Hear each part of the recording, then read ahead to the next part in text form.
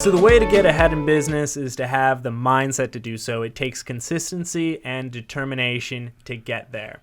So today we're talking to David Roden, who is 100% consistent and determined.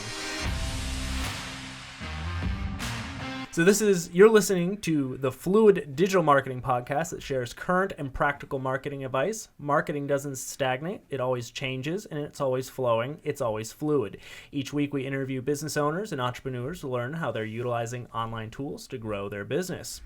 And again, today we're speaking with entrepreneur David Roden. David is the author of the book, Drop the Baggage, From Suicidal Obesity to a Life of Health and Happiness.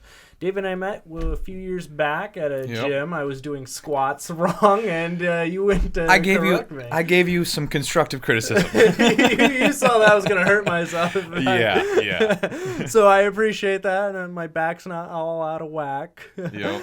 All right, so tell us a little bit about your journey and about your book, kind of where you came from and how you got here today. Yeah, so for me, I'm 28 now, and my real transition into entrepreneurship and personal business owning started around 22. At the time, I was a junior senior at Central Michigan, going to be a biomedical science degree, pre-med, all this kind of route. Irony of it all, I was 410 pounds at the time, so you're gonna be you want to be a doctor, be in the medical field, and you're morbidly obese is about as hypocritical as it gets, which is how it's irony. Yeah. But at that time period, I decided medicine just wasn't for me. Even before my big weight loss transformation, I looked at the medical field and I just saw just so much time in it and not a lot of freedom. And so it wasn't the path I wanted to go down. Got into business afterwards, met some incredible people that taught me success tips and motivation on how to take more personal accountability. I first put that into practice within my weight loss.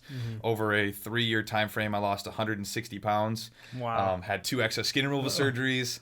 Now I just did a bodybuilding show in November, and now we're here today. And so a few months ago, I published my first book, Drop the Baggage, and now in the process of building out different accountability companies to help people learn the principles just for personal accountability. So that's the sequence. That's awesome. That's such an incredible story to come from that journey. And now let's talk a little bit about your book. Now, we had a conversation about how that built your credibility. Yes. So kind of tell me how publishing a book has helped you in your business. Yes. So it's fascinating. Book publishing, it's like anything. When you do something, you have a perceived understanding of what's going to happen, and then there's a reality. Yeah. And there's always a little bit of a difference. Yeah. And first and foremost, you get into today, it is so much easier to publish a book than any time in history. I mean, I used Amazon and all that process where it's free. Like literally, you build it out.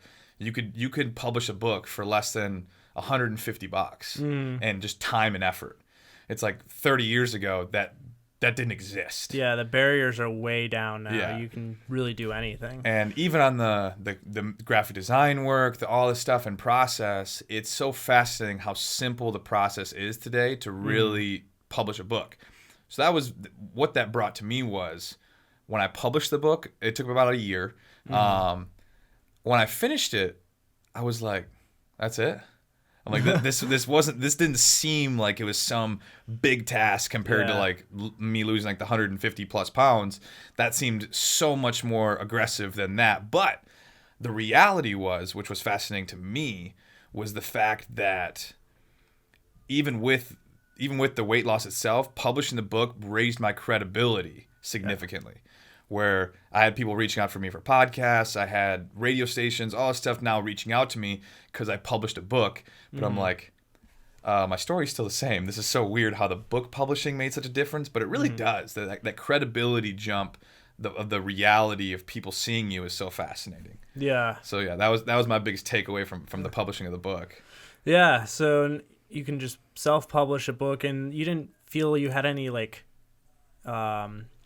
it wasn't perceived differently because it was self-published versus, traditional publishing. Did you notice a difference there? So rule of thumb for me, because I have some friends like that are in like different companies that help people self-publish, and I've had friends that have used the traditional systems for publishing. I think the biggest angle of it all, self-publishing on the back end, regardless, most people don't know the difference between self-publishing and publishing. They just see publishing.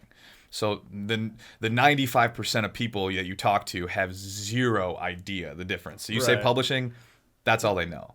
When you get into that 5%, having some type of system in place is definitely helpful, because it's just like building a podcast. You build out a podcast and you're like, oh, it's done.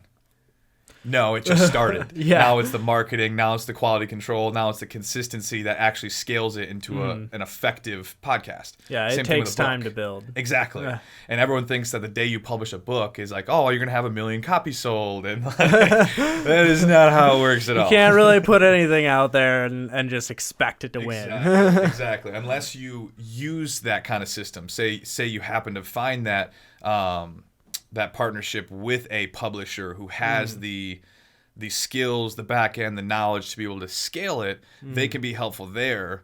But it depends on who you are and what you're trying to do. Like me, I wanted control. I didn't want to use someone else as a publisher to then decide what can be in my book, what can't be in my book, who owns the rights to it. It's like there are all those nuances that people don't know. Self-publishing, you have control and you have the ultimate success or failure of that book. When you get into the realm of publishing through a publisher, there's a lot more nuances that people don't know. Like, oh, you can't say that. What do you mean you can't say that? Well, that's my story. I'm sorry, we're not going to publish this with that statement in there. Right. And so you get into that realm. But when you self-publish, you got to know, I mean, I have 40,000 some followers on Instagram. Even with that being a base, that is still nothing compared to, depending on what you're trying to do, the scaling of marketing that book to the masses. There's still so much more at play than just publishing the book. Now, they say once you have your first 1,000 fans, things are a lot easier. Would you say, out of, you said over 40,000 Instagram followers, did you find your 1,000 loyal fans in there?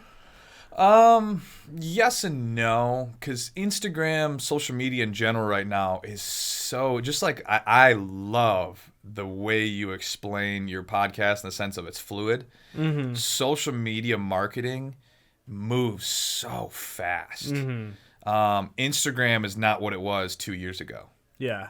It's just not. Like, it's so crazy to think that, I mean, I was just looking at my numbers. Like 2 years ago, I had 18,000 followers, and the amount of organic impressions and viewership 2 years ago compared to now, and I have 44,000 followers now. Yeah, I had more organic impressions 2 years ago than I do now, with with 2/3 more following. Yeah, fascinating how that works. But that's Instagram trying to force you to pay for their ad spend. They're tweaking the algorithm.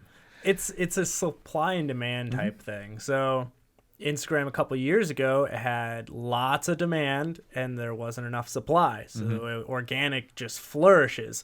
But now it's hit that tipping point where there's so much supply and the demand is diminishing. So now they have to artificially put it up by making people pay. And are there any social networks that you're seeing a supply and demand issue with versus like good supply and demand that's lots of organic reach, or bearing you have to pay? Like what are your thoughts on that? So I'm not trying to be Gary Vee here, but I'm going to say it. TikTok is wild. It is. It really is bonkers. So I've been on TikTok for 3 months now. My 5th video with 50 followers did 130,000 views in 2 days. Wow.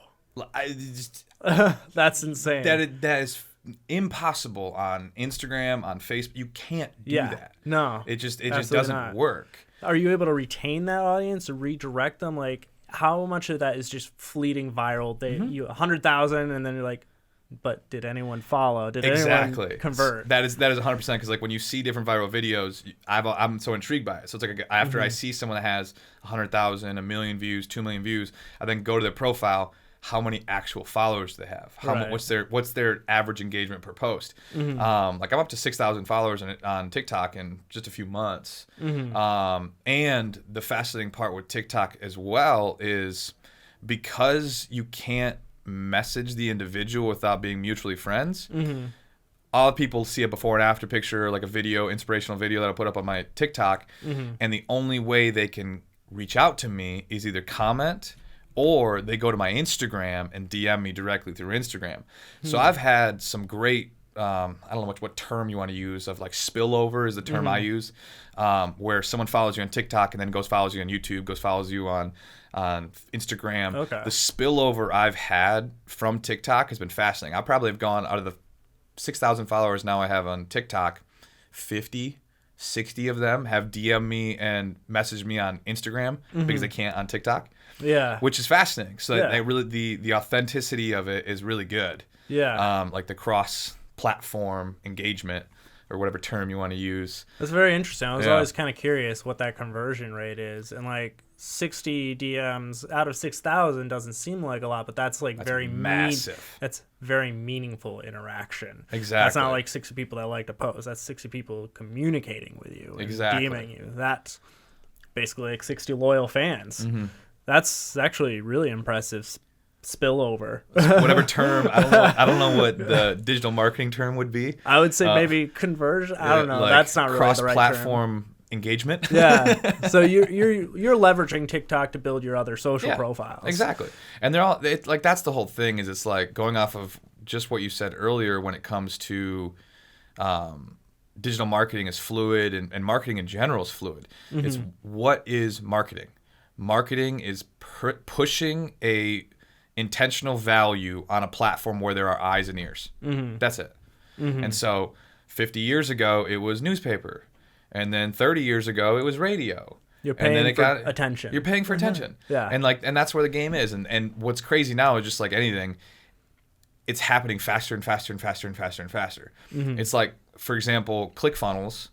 I have a good friend who's huge into Facebook ads and marketing and just creating sales funnels. And he's already seeing that Instagram is getting sick of ClickFunnels.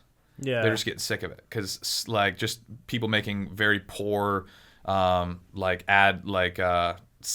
plans. Like buying your you can tell a ClickFunnel when you see it. 100%. Like you go to a ClickFunnel, you're like, Yep. And I'm buying some Asian product that's 3 cents and they're selling it for 40, and you can see it and then you get it. And Facebook is trying to deal with that. And so now, like, one of my good friends, he's just like, yeah, if you have a Facebook funnel directly, or a ClickFunnels Facebook system directly, Facebook is trying to push you out of the mix. And so it's like it's always constantly changing, and the speed is happening even faster. Yeah. It's like to think that TikTok, for example, is like gone up by how many hundreds of millions of users in a few months. Yeah. It's just and who knows if it's gonna last, because that's the millennial. It's gonna crash real quick. Like it could crash at any time. It could be tomorrow. It could be years from now. Yeah, and sending to Instagram, with Facebook, with all of them. It's just, but that's marketing. Yeah.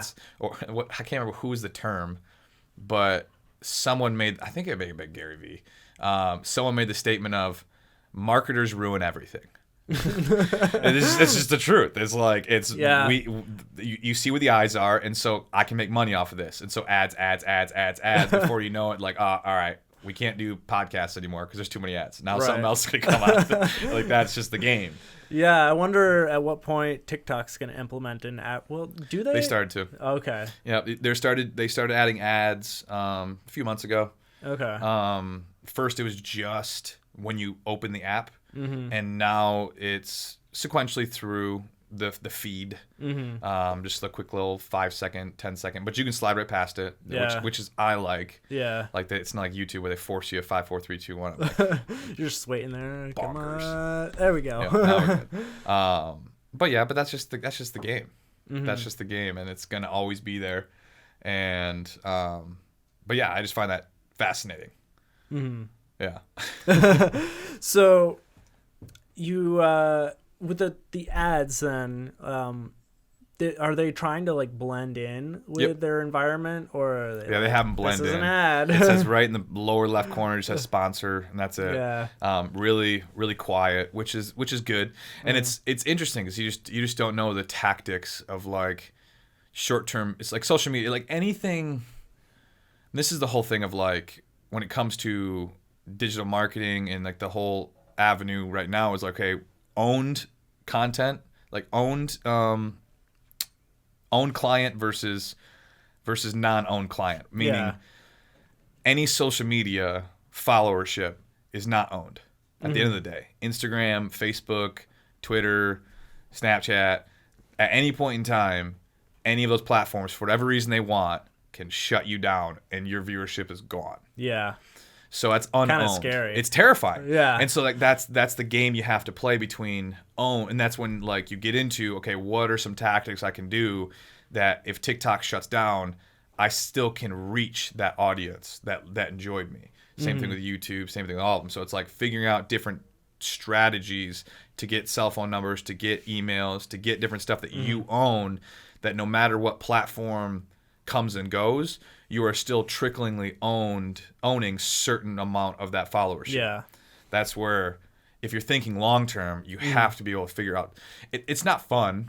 Yeah. Like figure out ways to get emails and phone numbers. I'm just like, this is not what I want to do, but it's a reality. I think it's kind of a twofold or two parts to it. You want to collect that contact data so you can pull your audience.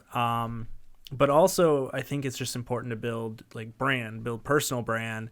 And that way, even if one platform drops, like Gary Vee says, people they'll follow him on Instagram and then they'll go to YouTube and look up Gary Vee. They'll look him up on different areas because they know his brand. So if a new platform rises, they'll just search for him, and then he's not dependent on one platform. Exactly. So being omnipresent on all of these platforms, building 100%. brand, and then collecting email is also like another aspect to it. It's like don't put all your eggs in one basket, because if that one basket disappears, you're done. Yeah. It's like all the different Insta model girls that just like just that's, go on that's like it. Boom. If Instagram disappeared, they're done. That's their paycheck gone. Yeah, And and then like people complain about the loss of organic reach, but it's like you're not really paying for that. Like it's a gift to you. It's not a expectation that you have to have that. Yeah, it's like this girl on TikTok right now who's just viral. Her name's like Charlie something, Mondo something, Charlie. Right. She's like 15, and she does these little dance videos, and she's up to She exploded. 23 million followers. Just sickening. Didn't she start in like July of last year or something? It was a complete joke. But that's the game. That's where social media is a piece of the puzzle. That's why I talk about so much is social media influence. Social media itself is a tool, but it's not a life. And it's so important to know, because if you I know a decent amount of influencers, and it's like most of them are in shambles. Yeah. Because they live and die by their social media presence, but as a person, they have no value set. They have no confidence in who they are, and it's like, well, then what does that prove? Yeah, especially if you become famous for really nothing. When you don't have a skill set or like a reason to be famous, if you just got lucky, you look good or whatever happens, then I imagine there's probably some sort of identity crisis at that point. Like, what value am I adding? Exactly. And then it's the true dopamine release of like, well, when I do this, I get more likes. And if I get more likes, it makes me feel good. Yeah. And it's like, that is a dangerous game to play. Well, hasn't Instagram been playing around with taking away likes? Yes. And that's actually fascinating, because mine, I got to keep mine, but my roommate Tom actually lost his. And it was a fascinating thing. We're looking at each other's, like, his likes went away, but mine didn't, because they're like beta testing it. Yeah. And I'm going to be, I hope they do. It's a double-edged sword. It's like, I like the fact that, because I'm at heart, like you go to my book, I'm all about understanding health, wealth, love, and happiness. And a happiness issue is people that give this false dopamine stigma of likes and comments, that it actually means something. Right. But it doesn't. It really doesn't. A lot of it is, it's kind of weird because you've got the fact that you get likes because something is more popular, but also there's just reach is a massive part of it. You could have something that's way better than someone else's, but they just had more reach. Yep. And so they're going to get more likes. Yep. And it's trivial. Yep. Exactly. And it's a very, it's knowing that it depends on why you're playing the game. So like going to just social media marketing in general, it's like, why are you playing this game? What's the intent behind it? Are you there knowing the difference between total reach and like followings and actual substance of financial gain and depending on what you're trying to do, because it's like there's plenty of people that have 1 million followers that don't make $1, or they get paid for little follow campaigns and stuff like that. But in the scheme of things, there's people that have 5,000 followers on Instagram that make millions. Yeah. Because they know their conversions are better and they know how to monetize what they're doing. And so following is a piece of the puzzle, but it still is not the whole thing. Yeah. Because it's still your value set. If it's just because you have a great jawline and look good half naked, it's a whole different set than creating value that people will pay for engaging with it. And it's hard to even tell like what kind of audience you're appealing to. If you're known for just being an attractive person, like if you're trying to monetize that, who would you even sell that to? Versus someone that's like, I post pictures of fixing computers and IT people follow me. Like there's kind of niching yourself down into that value. Exactly. Yeah, it's that whole game of hyper-focused niche or broad. And I'm a firm component of start hyper-focused and broaden your reach as you scale, but don't be a small fish in a big old pond. Yeah. It's like for me in the brand I'm building, it's not about weight loss. There's about 100,000 of those on Instagram. Yeah. It's like body and mental transformations. Like I will I will help you transform your life, not just lose some pounds, not just gain a healthy habit. I want to help you completely transform your life physically, mentally, spiritually, your relationships, how you look at your community, how you look at money, all of it, not just I'm a weight loss guy. I could do that. But you're just now a small fish in a big old pond. Yeah, there's a lot of content out there for that. Exactly. Now you compete with Weight Watchers. Now you're competing with this. It's like so you got when you're creating a niche, especially with social media. It's like look at hyper focused niches that aren't being met. What's some of your advice for defining that niche? Who's your ideal client? Who's your ideal follower?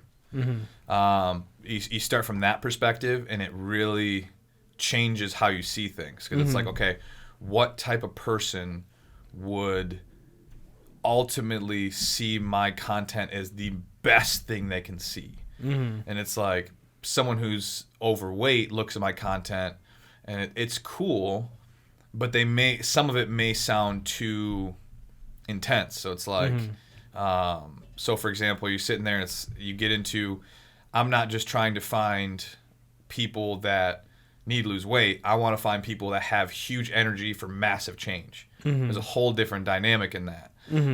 So when you're trying to find your niche, you got to ask yourself, someone that's looking for you, what do they need? And that's always the double-edged sword, because it's like it's so much easier to start hyper-focused and broaden out than it is to start broad and focus yourself down. Yeah. And so that's always been the tactic I've used, is figuring out what your perfect.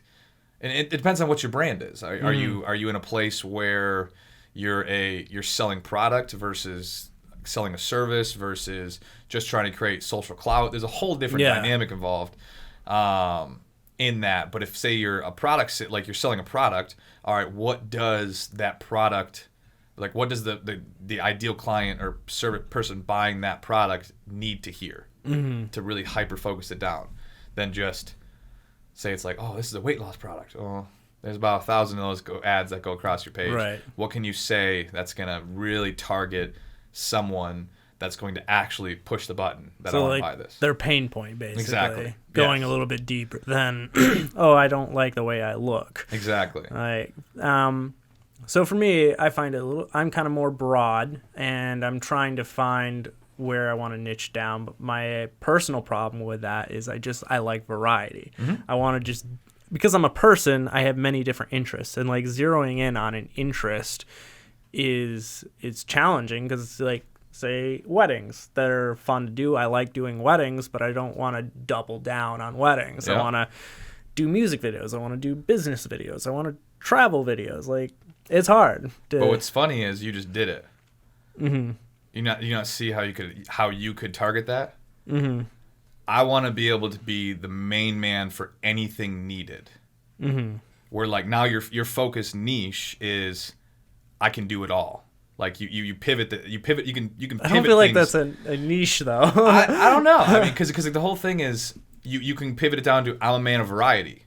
I love variety. That's why I love doing all this. And so I'm the variety man. And like you can tweak that to make it niche by itself. Like, but then I'm like a jack of all trades, master of none. True, but I always sit there and it's like, especially when it comes to content creation, is there really a mastering per se? Like when you look at some of the best content creators, you could put them in any space. Like someone who's incredible at weddings, you could put them in a corporate setting and they would still do fantastic. Yeah. You put them in these content creation, I mean, there's certain areas, like when you get into music videos, is a whole different vibe compared to different things. But I don't know. I just look at one of my good friends. He is incredible at transitions. Some of the most wild transitions I've ever seen. Right. And there's only a specific target niche for that. Yeah. Travel films. Yeah. Exactly. And that's actually what it does. And it's so funny how, gosh, there is always that game of understanding luck too, where it's like you happen to be the right travel film guy in the right place, the right time to build the clout. Like that is a reality. A lot of it comes down to just right time, right place. For example, a couple months into being a self-employed videographer, I was working on doing some dance videos for a dance school in Lansing. And the director of the dance school was directing a music video, and he liked my work, and so he flew me out to Mexico to shoot a music video. Okay. I was like, how did that happen? It was like 2 months in, I'm like, oh, I'm being shipped internationally to do music videos. What? Put it on my Instagram.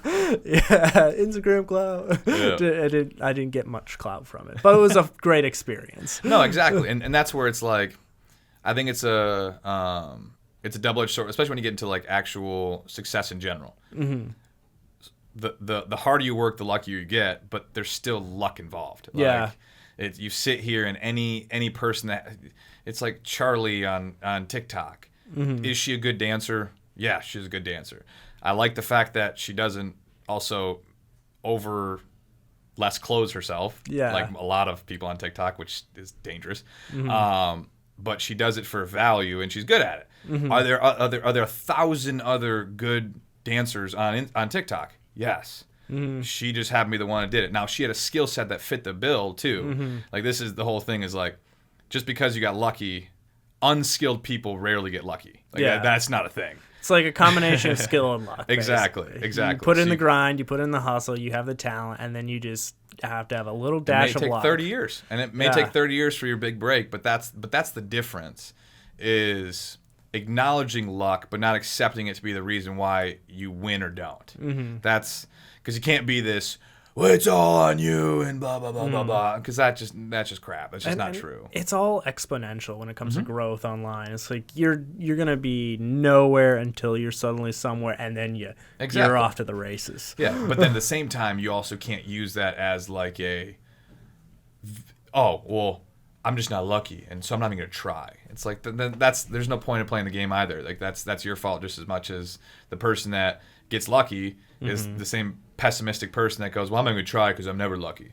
Okay, come on. That's like that doesn't happen either. It's like there's still that base value of balance between skill, hard work, effort, and stardust of luck. I remember we had a conversation a while back, and you kind of talked about the I am language. And instead of saying, I am just not lucky, or I am not a morning person, like you can change that and say, I choose not to be a morning person because of X, Y, and Z. So that's, I think, some very useful advice. If any people listening out there don't think they can do something, try changing your I am language. Exactly. Because you sit there and it's like, I mean, in the scheme of things, for someone is at, like, I'm gonna be honest, my caliber of knowledge I'm capable of helping others with, my results in life of losing 195 pounds, doing a bodybuilding show, publishing a book, the amount of true reach I have is nothing compared to where it's going to be the next 5 to 10 years. I just know that. Why? Because I know the value I can give, and it's just a matter of time until that happens. But I've been at this for 7 years. Yeah. Like I'm no Jake Paul, Logan Paul yet. I know I'm going to be. I don't know how long it's going to take. Do you really want to be a Jake Logan? Just clout-wise. I mean, I respect him. Honestly, I do. He had the business sense to capitalize on his audience. That's what I'm... Come back to that conversation of, like, you could...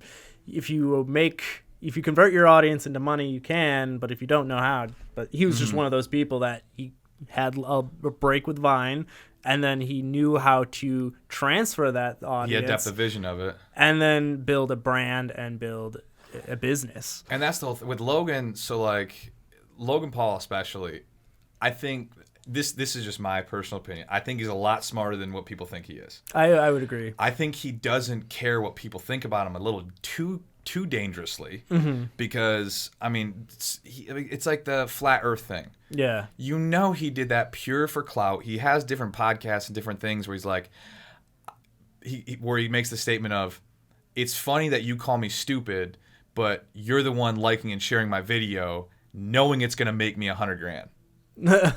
Like that's what I find so funny is like, if you really understood how truly intelligent he was at knowing people how people tick, you wouldn't follow it, or you wouldn't like it, you wouldn't share it. But because you do, you understand that you may despise the man, but you just shared that video, which helped him make more money. Just so you're aware. It's interesting. Like, I took a psychology class, and it talked about how anger is the most viral emotion. So sadness, people don't want to spread that. Like, sadness are the least viral emotion, and then happiness is just under anger. But if you make someone upset, they're going to share that. And so that's kind of like why so many things with drama, like the Kardashians, they built their fame on drama. There's just all sorts of that. And it's playing that happy medium. Like, for anyone trying to build a brand, it's like realities and expectations and playing that line. It's like, do I put up a fair share before and after videos, all this kind of stuff because it's inspirational, but there's not a lot of substance to it. So it's like playing that game of, they use it in an Instagram term, it's like called your unicorn post. Yeah. And it's like you have certain unicorn posts that when you post them, they go viral. But the issue is you can't post your unicorn post every single time because then it gets annoying and overzealous. Like, if I put up a before and after picture and a before and after video every single time, eventually there's no content, there's no real substance to it. Eventually people are gonna get bored. But you can't deny the fact that what that does is it gets me viral every single time. So it's like going back and forth. So for example, like getting somebody angry to post something, there's nothing wrong with that. Just don't do it every time. Right. And I think that's why it becomes super important for brands and small businesses to understand their values and their audience, because it's more powerful if you really want to make an impact. If you have a certain value with your brand that you're willing to stand by that is controversial, then standing by is really going to help you, because it's going to, if that's your audience, it's going to alienate and weed out people that you don't want to do business with, and it's going to strengthen your relationships and with the customers that you do want, because once they see, oh wow, they spoke out about this, well, I'm sharing that, and then all the people that didn't like you are going to share, oh, can't believe this business is supporting this, and you're like, well, thank you got us more branding and awareness. Exactly. And it's so dangerous to everyone everyone's so sick of everyone that's a yes man. Yeah. That's oh yeah, we're just gonna love everybody. Playing it safe is Playing like it one safe. of the worst things you can do. It just makes you just fall away. It's like, Yeah. So I'm starting to build a relationship with a guy named Carnivore MD on Instagram. He's a doctor who believes in the all meat diet, and it's fascinating. Yeah. But he's got his science behind him, and he's owning it. And right now he's going viral. Why? Because it is so darn like controversial and polar. It's the opposite of what everyone else is preaching. Oh, he was just on the doctor's show, just getting reamed. And it was so funny because like I'm sitting here through my biomedical background, my knowledge base. Do I agree with everything he says? No. But then you sit here and these the doctors on the doctors, and they're just yelling at the guy like he's a 6-year-old, and half the information they're saying is not completely true, and it's so funny, but it's getting him clout right now. Yeah. now he can sell his books, and so, but that's the whole thing. Is it's like I agree because like I haven't really done it yet. I really need to be honest, because I've always been the likability person. Yeah. But saying stuff like, hey, there's a lot of things to be happy about in your life. Obesity isn't one of them. I'm sorry. There is a body shaming for obesity. I'm just being honest. Like, there's nothing good about being 150 plus pounds overweight. I'm sorry. Like, I've experienced that life. That there's plenty of things to love yourself on. That ain't one of them. I'm sorry. It doesn't have to be a part of your identity. Exactly. And so it's like now there's plenty of things you need to love yourself for. If you're born without legs, like a buddy of mine, Nick, like you love that because that's how you're born. That's the way it is. Fat is not one of them. And so being able to have those triggering conversations that some people are going to hate, but that's just the way it is. And so if you can stand by that, and that's going to get you more engagement. Yeah. It's going to get you friction on both levels. Yeah. But as long as you can accept it and deal with the friction, it's going to help your social media cloud. That's for sure. Yeah. You definitely have to stand by the things that you believe in and you are comfortable being harassed about. And then that's like, you don't want to go with public opinion and be like, oh, well, I believe in this because that's what 90% of the people believe in. And then if it switches and then people come after you and then you're like, well, I did. Then you just turn into a politician. And no one yeah. Then you're just lying for public opinion. And that's no good place to be. Not a good place. You'll get reamed. Now, I want to also ask you about Instagram verification. Now, you kind of understood the process for that. Can you tell me how that works? Yeah, so actually, it wasn't me directly. It was actually through a buddy of mine, Ryan. He's actually in an interesting situation right now when it comes to Facebook and Instagram because he did it too good. And how so? So last time, I haven't talked to him a little bit about it, but he actually had his social media taken down by Facebook. And he was verified in the whole shebang because he spent a year trying back and forth to get himself verified on Instagram and Facebook. Like, does this work? No. Because he had 1 million followers, so it's like, okay, what do I have to do with this? And that didn't work. And then it comes to find out, like, as he was going through the process, I mean, it was just about getting certain publications through certain groups, and you have to have a certain amount of them and have a YouTube, just these different nuances. Social, like the amount of accredited articles, having a YouTube, having a personal email. There's just a couple of different things that you just don't think about. You just think that verification comes from, oh, well, I have 1 million followers. That's not how it works. And so he actually figured out on how many publications you should have before Facebook will accept you. And he started really figuring it out. And he's a social media marketer. And all of a sudden, he sold it to hundreds of people. And all of them got verified at the same time. And all of a sudden, Instagram and Facebook was like, whoa, why do we have this huge spike in verification? And they found out it was him. And since he was making money, it was this whole fiasco. And then he's been in this battle ever since to get his social media back because they didn't like the fact that he figured out their game. Wow. That's insane. Yeah. So he still doesn't have it back up and running? I'll be honest. I think he's just started new ones, but I'm not sure.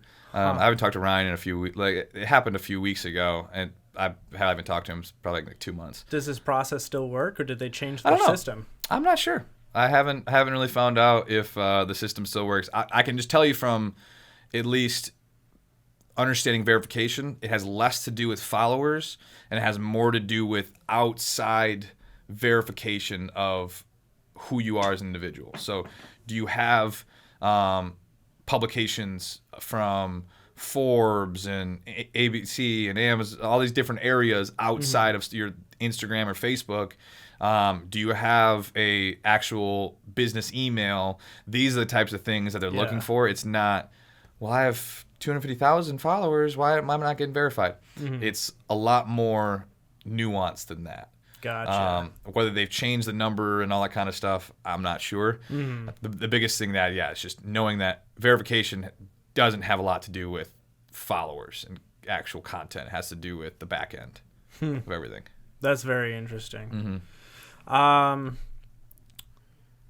what social media platforms do you use, and why do you use them? Like, what are ones that you focus on? So the way, I think you should be on literally everything. I love the Gary Vee approach, which is you have your keynotes, you have your big speeches, you have your podcasts, and that's your big meat and potatoes content, and you trickle down that content to all the other areas. I think it is so important to treat social media like stocks, where buy low, sell high. And the more established the social media, the harder it is to break into a large following. Just because whoever the bases are, when you go on Instagram, the first thing you're going to see is you're gonna see the Rock. You're gonna see these names. He's everywhere. and you're not gonna fight him early on against that platform. So that's when you have to go to secondary platforms, TikTok and different ones that are coming out that you can build your brand on, but you don't know if they're going to disappear in 3 years or in a year, in 6 months. And so it's being able to then trickle that content down, get them across platform with each other that you can base it on. So basically for me, my base is going to, actually I'm readjusting this right now because of that situation. My base is going to be YouTube, large scale videos on YouTube, using podcast system kind of as my base, and then Facebook, Instagram. I've never been a Twitter guy, but everyone tells us I should be, so I'm probably gonna. I never got into it either. I don't get it, but everyone talks about it. It's effective. I feel like it's. I always consider it like one of the dying ones. I know, like, me too. But but they say it works, and again, what does it hurt you just to post? Like it's not going to hurt suppose. you. Just getting in the habit of it. It's just doing it, and just get in the habit of just posting the same. You can do the same thing, and you just look at any Gary Vee stuff. You look at the Rock stuff. It's all the same stuff on all the platforms, but you're just getting your base across. And then because the whole point is your TikToks, your lower ones, the competition is different. So for example, right now with TikTok is in a zoo right now. They're in a very unique position because up until about 3 to 4 months ago, it was all original content people. It was just average people from across the world. Now you got Dwayne Johnson getting on there. You have the Kardashians getting on there. You have all these already clout people getting on there, and everything's a whirlpool right now when it comes to the For You page and all this kind of stuff. And all the old people, all the old school people that have been on the platform for 2 years, and now like all whiny because their algorithms change. Well, it's like the competition's different. Yeah. And so that's the game you have to play, and that's where the lower, less used platforms have the ability to get you moving higher faster. It's like how long it took me to get 6,000 followers on Instagram before it's 6,000 followers on TikTok. It was 4 months, 3 months for TikTok, and it took me 2 years on Instagram because the competition was different. And so, but then you can leverage that in other platforms. So for me, it's like YouTube, then Facebook, Instagram, then it'll be like your TikToks and any other secondaries off of there. But that base is so it's like where the competition is just like anything else. It's marketing. It's like who you're competing against a lot less skilled individuals on different lower end platforms. You just don't know if they're going to be around. Yeah, it's like penny stocks versus big stocks. Gotta have a few blue chips in there. Gotta have a few blue chips. Yeah. Because Facebook, as much as everyone's frustrated with Instagram, it's not going anywhere. Yeah. As much as people are frustrated with Facebook and all this kind of stuff, it's not going anywhere. But TikTok, at any point in time, could just disappear like Vine did, and it's gone. Twitter bought Vine. Yeah, they weren't making money. Quite and it's something gone. When just Vine just disappeared overnight. Yeah, and because Twitter bought Vine, Twitter was not making the money they expected. They couldn't keep up the maintenance of Vine, and it disappeared. Well, from what I understand, the influencers, the top performing people, they wanted some better ad splits and stuff. And then Twitter was like, no, we're not doing that. And so they're like, well, we're just going to leave. And then they died. Yep. and that's just the platform. And so like going back to it, it's so like from a marketing perspective, because one thing that's nice about followers is you within a certain realm own it. Now, obviously, there's still a level of you don't own it because Instagram owns it. Yeah. But you can continually post back to that audience within realm and not have to spend money, which is nice. A Facebook ad, every single time you want to reach that audience, you got to shell out some money. Yeah. And which is nice because you can target it, which is not so nice that, guess what? The only retaining money, cash flow you're going to get is when you put out more money. Yeah. So they have their own benefit and restrictions on it. It's nice for the quick reach of a large targeted people. And then other platforms like YouTube, it's just more of an investment that you have to build up. Yes. Speaking of YouTube, are you just getting started on it? I'm just getting started. Oh, okay. And this is the whole thing. It's so funny because I should have been on YouTube 2 years ago. Yeah. Because everyone's telling me do large scale content. I just didn't do it. I don't. No one's perfect. What made you finally get into that? Just because I enjoy, the more and more I do it, the more and more I enjoy large scale content, long duration content, because you just can't get the substance out in a 15-second TikTok. Now it has its place, but where you're actually get people to actually make some change to help support their life, it has to be duration for my area of what my need is. So that's where I'm in the YouTube game. Now, obviously, if you're a marketer and you don't need that, then YouTube's pretty relevant, other than they have a pretty cool ad system. I didn't know. Do you know that YouTube's ad system? That you don't actually pay for the ad spend if it's under 15, I think it's 15 seconds? Yeah, they have to watch a certain portion of it. Which is fascinating. Which is a really good deal. Yeah, it's a really good deal. It means they're actually engaged in your ad before you have to pay for it. Or they're watching it on their TV and it's too hard to skip. Yeah, it's not Facebook where it's like, oh, well, if their eyes touch it, they may hate it, but you're paying. It's an impression. Yeah.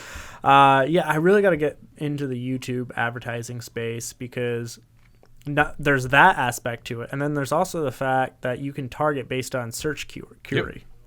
So you could just target people if they're looking up for something. So for me, as a wedding video person, if they're looking up wedding video production in Grand Rapids, and then they go watch the Kardashians or something, and then my little wedding video shows up. Exactly. And if they want to watch it, if that captures their attention, that's when I pay. It's like Tony Robbins, man. I get hammered with Tony Robbins ads. I watch Tony Robbins all the time, so boom. Everything on YouTube, Tony Robbins ads, every time. Yeah, I went and visited this one guy's website, and because I listened to his podcast and he had mentioned something, so I directly typed it into a URL just to see it, and then I left, and now I'm getting it on all my social media. Oh my gosh.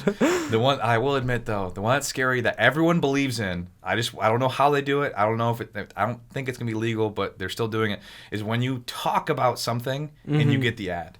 Yeah. We all know Siri's always listening. We all know Google's always listening. But it is terrifying to think that you talk about like, hey, I'd love a new bike. And I'm probably going to get bike ads in 15 minutes. And it's going to be ridiculous. But that's a reality. I always find it. It's everyone knows insane. it. Everyone's sitting here listening to this right now going, I have that happen too. It's real. I don't know if they got caught. I don't think they got caught yet, but it's going to happen. They're going to, Apple and all, they're going to get caught for always listening for cues. Dude, don't they say in their terms and agreement or like post somewhere that they don't do that? I don't know. If they are doing it when they said they're not, that would be some big troubling waters. Well, it's interesting. So here's the actual marketing thing for anyone on the depth of vision of getting into owning people's just data. So one of my good friends, Phil, his fiance is actually lives in Grand Rapids. She's at one of the law firms here, and she's getting into the game of data control and data selling of data and all this kind of stuff, and what Europe's doing compared to what California just built out, which is basically it's looking like no one. It's gonna be a really weird thing because we're in a day and age where this has never happened before. So where's the ethical morality and where things are gonna lie within law? But selling people's information in Europe is it's a no-no. You can't do it at all. It has to be brought in by your company. So for example, say you're a Facebook ad guy and you Like I have Luke with Invigorate. One of the things they do is they create ad campaigns to target and get information of people who want new roofs for their house. And so he gets that ad spend. He'll make a roofing ad campaign to get some information that anyone's looking to get a new roof for their house. And then he sells that to a roofing company. That may be illegal here soon because you're selling people's information to another group. Yeah. So it's a very weird position that actually one of my good friends, his fiance, is dealing with. And like, where is the law going to sit and who, like all that kind of stuff. That's a very interesting, selling of people's data is going to be a very interesting situation to be over the next year. Maybe there's some sort of checkbox for Exactly. agreeing. It's like cookies. Cookies now before people just took your cookies. Now it's you have to click the I accept. Take my cookies. Which is annoying. I just hate going to websites and just being like, I don't want to say yes, but I'm like, going to say yes. Yeah, just like, whatever. I don't care. I don't like being aware of this, but it's like the Apple South Park episode. Why can't we get them to read? Yeah, it's a very interesting space when it comes to digital information and law. It moves like, so fast. Yeah, well, here's the thing. The government is so slow and has always been slow to make regulations. Yep. And this technology and the way the world is moving is way too fast for regulation to keep up. Yep. Which is an opportunity and a scare. Yep. It's like CBD. So I have a buddy of mine who owns a CBD company where it's like most CBDs out there are vegetable oil. They're not even real CBD. Yeah. But since there's no regulation, there's no standard in place, no one knows. I know a guy who's trying to run ads for a CBD company, and he was running into a lot of issues with Facebook just shutting down anything. Like, they tried all sorts of different like workarounds. Basically, can't mention it at all in their ad. Hemp oil. Yeah, hemp oil. Get just some hemp oil.